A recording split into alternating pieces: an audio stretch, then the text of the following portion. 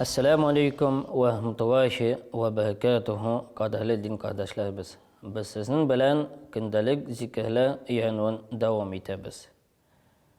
Kilasi zikir көп şaqta aytilsa yaxşı bolar, faydalı bolar, hatta kiş kod bulmagan vaqtda, naşar vaqtlar bolgan vaqtda, daiman indi biz Allah Teala'nın şu zikir bilen iskə төшәсәк, ул безгә faydalı bolar, yaxşılıqlar kiterir bu dünyada. Neydi o zikir?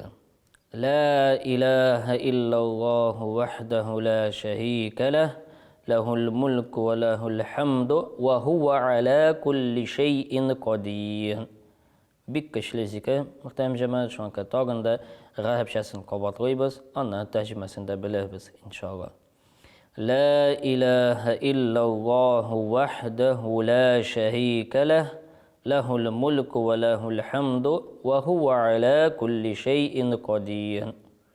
Tərcüməsini də bilirək gerek, çünki biz Allah Teala'nı iskə təşəbbüs.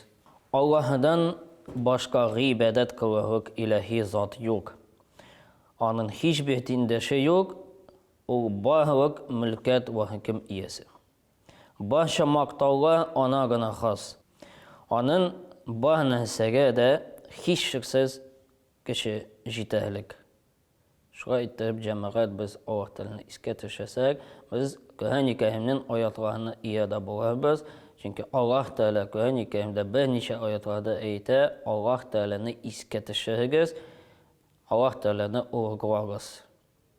Bu bizə də zikirdə, duada yaşayan nasib olsun. Esselamu Aleyküm ve Rahmetullahi ve Berekatuhu.